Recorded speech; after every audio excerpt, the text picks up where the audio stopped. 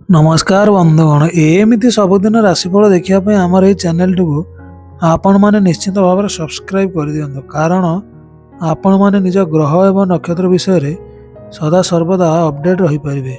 नमस्कार बंधुगण मुझे वैष्णव सुधाकर चलतु यही नवेम्बर मसरे मीन राशि व्यक्तिविशेषकर यह मासटी किपरि भाव में कटो आम से विषय आलोचना करनवा। मीन राशि होती राशि चक्रर शेष राशि। यही राशि अधिपति महाग्रह होती बृहस्पति महाग्रह एवं शुक्र महाग्रहकर यही राशि होची सिंहासन प्राप्त एवं उच्च स्थान मध्य। मीन राशि सकाशे रवि महाग्रह वर्तमान यही मासरे अष्टम भ्रमण करुछंती। अष्टम जेतेबेले रवि भ्रमण करते सी अशुभ फल प्रदान करते। फल आपण घर परिवार आपणकर निश्चित भाव में अशांति देखादेव। आपण संपर्क में सेतेटा दृढ़ता आसब नहीं किंतु पूरापूरी कौन प्रकार कलह हेब नहीं किंतु तथापि आपण संपर्क में प्रायतः समय फाट पड़ी रहिबो एवं छोट छोट झगड़ा मान निश्चय भाव में लगी रहिबो। एही मासरे आपण घर परिस्थिति आदौ भल रहिबो नहीं। ऋण भार आपण निश्चित भाव में बुड़े एथिरे कौनसी प्रकार भी संदेह नहीं। घर आर्थिक परिस्थिति बिगड़ा सहित आपणकर मानसिक भाराक्रांत आपण निश्चित भाव में हेबे। आपणकर प्रायतः समय चिंता लगी रहिबो। शत्रु माने एही मासरे आपणकर बलवत्तर हेबे। विशेष भाव में क्षति न घटाई पारिले भी सेमाने आपणकर क्षति करने को चेष्टा करिवे एवं सामान्य परिमाणर निश्चित भाव में सी क्षति घटाइबे। जदि आपण एही मासरे कौनसी प्रकार जिनिस किसी क्रय करने को चाहते तेबे आदौ क्रय करंतु नहीं। जदि कौनसी प्रकार जानवाहन किंबा कौन जगह बाड़ी किसी किणवा चाहते आदौ किणतु नहीं। कौन घर जदि नूतन कम ये मसरे आरंभ करने चाहते ताहले आपण ए मसरे आदौ करंतु नहीं।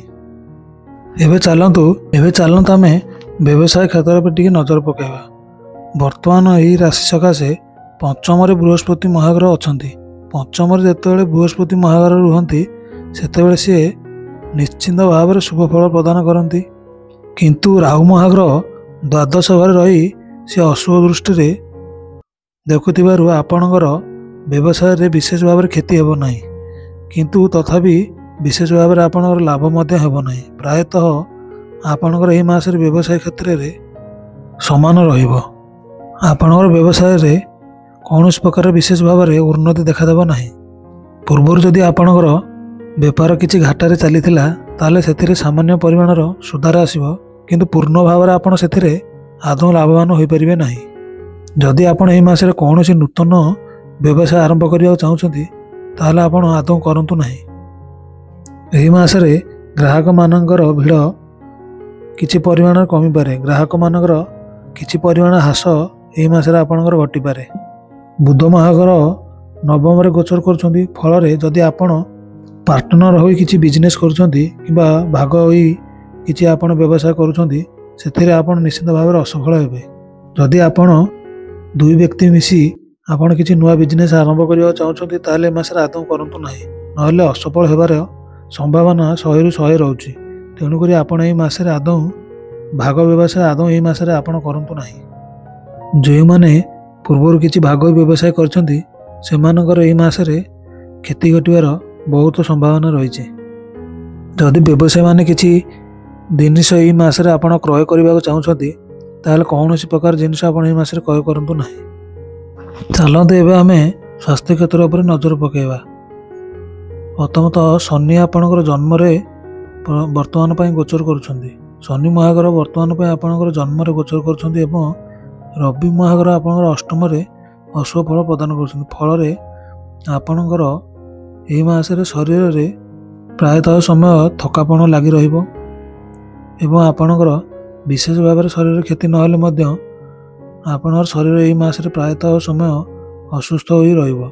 एही मासरे आपणकर बेकरी जंत्रणा मुंड बिंधा भली आपणकर समस्या निश्चित भाव में देखादेव एवं आंठुगंडीर बिंधा बिंधी हेबा समस्या आपणकर देखादेव। एही मासरे प्रायतः आपणकर बिंधा बिंधी उपरे विशेष भाव में असुविधा देखादेव। एबे चलतु विवाह क्षेत्र पर नजर पकेबा। बृहस्पति महाग्रहंकर शुभ फल एही मासरे विवाह क्षेत्र में ଆପଣ ନିଶ୍ଚିତ ଭାବରେ ଶୁଭ ହେବ। ଯେଉଁମାନଙ୍କର କୌଣସି ପ୍ରକାରର ବିବାହରେ ଆଦୌ ପ୍ରସ୍ତାବ ଜୁଟୁନଥିଲା ସେମାନଙ୍କର ନିଶ୍ଚିନ୍ତ କେଉଁ ଆଡ଼ୁ ନା କେଉଁ ଆଡ଼ୁ ପ୍ରସ୍ତାବଟିଏ ଜୁଟିବ ଏବଂ ଯେଉଁମାନଙ୍କର ପୂର୍ବରୁ ବାହାଘର ସ୍ଥିର ହୋଇ ରହିଛି ସେମାନଙ୍କର ନିଶ୍ଚିତ ଭାବରେ ସୁରୁଖୁରୁରେ ହେବ। ସେମାନଙ୍କର ବିନା କୌଣସି ବାଧାରେ ନିଶ୍ଚିତ ଭାବରେ ବାହାଘର ସମାପନ ହେବ ଏବଂ ପ୍ରେମ କ୍ଷେତ୍ରରେ ଆପଣଙ୍କୁ ନିଶ୍ଚିତ ଭାବରେ ଏହି ମାସରେ ସଫଳତା ମିଳିବ ଏବଂ ଯେଉଁମାନେ କୌଣସି ପ୍ରକାର ସନ୍ତାନ ସନ୍ତତି ପ୍ଲାନ୍ କରିବାକୁ ଚାହୁଁଛନ୍ତି ସେମାନେ ଏହି ମାସରେ ନିଶ୍ଚିତ ଭାବରେ ସନ୍ତାନ ସନ୍ତତି ପାଇଁ ପ୍ଲାନ୍ କରିପାରିବେ। ଏବେ ଚାଲନ୍ତୁ ଆମେ ଶିକ୍ଷା କ୍ଷେତ୍ର ଉପରେ ନଜର ପକାଇବା। ପଞ୍ଚମରେ ବୃହସ୍ପତି ମହାଗ୍ରହ ବର୍ତ୍ତମାନ ପାଇଁ ଭ୍ରମଣ କରୁଛନ୍ତି, ଫଳରେ ସେ ଆପଣଙ୍କୁ ଶୁଭ ଫଳ ପ୍ରଦାନ କରିବେ। ଶିକ୍ଷା କ୍ଷେତ୍ରରେ ଆପଣଙ୍କର ନିଶ୍ଚିତ ଭାବରେ ଶୁଭ ହେବ ଏବଂ ଆପଣ ଆଗକୁ ଆଗକୁ ନିଶ୍ଚିତ ଭାବରେ ଉନ୍ନତି କରିବେ। ଯଦି ଆପଣଙ୍କର ପୂର୍ବରୁ ପାଠପଢ଼ାରେ କୌଣସି ପ୍ରକାର ମନ ଲାଗୁନଥିଲା ତାହେଲେ ଆପଣଙ୍କର ନିଶ୍ଚିତ ଭାବରେ ପାଠପଢ଼ାରେ ମନ ଲାଗିବ ଏବଂ ଯଦି ଆପଣଙ୍କର ଅଳସପଣ ଲାଗି ରହୁଥିଲା ତାହା ମଧ୍ୟ ଦୂରୀଭୂତ ହେବ ଏବଂ ଆପଣଙ୍କର ପାଠପଢ଼ାରେ ଏକାଗ୍ରତା ନିଶ୍ଚିତ ଭାବରେ ଏହି ମାସରେ ଲାଗି ରହିବ ଏବଂ ଆପଣ ନିଶ୍ଚିତ ଭାବରେ ଉନ୍ନତି କରିବେ। ଯଦି ଆପଣ କେଉଁଠାରେ ନୂଆ ଆଡ଼ମିସନ୍ କରିବାକୁ ଚାହୁଁଛନ୍ତି ତାହେଲେ ଆପଣ ଆଡ଼ମିସନ୍ ନେଇପାରିବେ। ଯଦି ଆପଣ ଏହି ମାସରେ କୌଣସି ଜାଗାରେ କିଛି ପରୀକ୍ଷା ପତ୍ର ଦେଉଛନ୍ତି ତାହେଲେ ତାହାର ଯେତେବେଳେ ପରୀକ୍ଷା ଫଳ ପ୍ରାପ୍ତ ହେବ ଆପଣଙ୍କର ଶୁଭ ଫଳ ଆପଣଙ୍କର ଉତ୍ତୀର୍ଣ୍ଣ ହେବାର ସମ୍ଭାବନା ସେଥିରେ ବହୁତ ରହୁଛି। ଏବେ ଚାଲନ୍ତୁ ଆମେ ପ୍ରତିକାର ରୂପରେ ଏହି ମାସରେ ପ୍ରତ୍ୟେକ ସୋମବାର ଏବଂ ଶନିବାରରେ ଶିବ ମନ୍ଦିରରେ ଯାଇ ଆପଣ ଜଳ ଅର୍ପଣ କରନ୍ତୁ।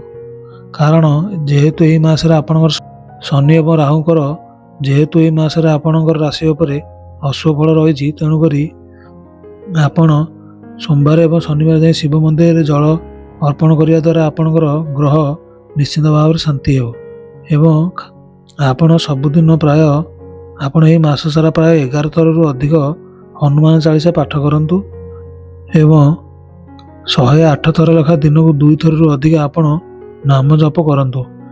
ନାମ ଜପ ଫଳରେ ଆପଣଙ୍କର ଗ୍ରହ ଶାନ୍ତି ହେବା ସହିତ ଆପଣଙ୍କର ଜୀବନରେ ନିଶ୍ଚିତ ଭାବରେ ଉନ୍ନତି ହେବ। ଯଦି ଆପଣ ଆପଣଙ୍କ ଘରେ ହରିନାମ ମହାମନ୍ତ୍ର ସଂକୀର୍ତ୍ତନ କରିବେ ଫଳରେ ଆପଣଙ୍କ ଘରୁ ସର୍ପ ଭୟ, ଅଗ୍ନି ଭୟ ଏବଂ ଚୌର ଭୟ ନିଶ୍ଚିତ ଭାବରେ ଦୂର ହେବ ଏବଂ ଆପଣ ଏହି ମାସରେ କଳା ରଙ୍ଗର କୌଣସି କୁକୁର କିମ୍ବା କାଉକୁ ଆପଣ ନିଶ୍ଚିତ ଭାବରେ ଖାଦ୍ୟ ଅର୍ପଣ କରନ୍ତୁ।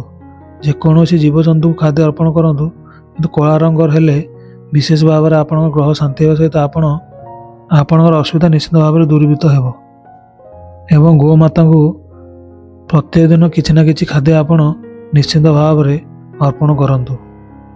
ଏହା ଥିଲା ମୀନ ରାଶି ସକାଶେ ଏହି ନଭେମ୍ବର ମାସର ରାଶିଫଳ। ଯଦି ଏହିପରି ରାଶିଫଳ ଆପଣ ଶୁଣିବାକୁ ଚାହୁଁଛନ୍ତି ତାହେଲେ ଆମର ଏହି ଚ୍ୟାନେଲଟିକୁ ନିଶ୍ଚିତ ଭାବରେ ଆପଣ ସବସ୍କ୍ରାଇବ୍ କରିଦିଅନ୍ତୁ। ଏତିକି କହି ମୁଁ ବିଦାୟ ନେଉଛି। ନମସ୍କାର ବନ୍ଧୁଗଣ।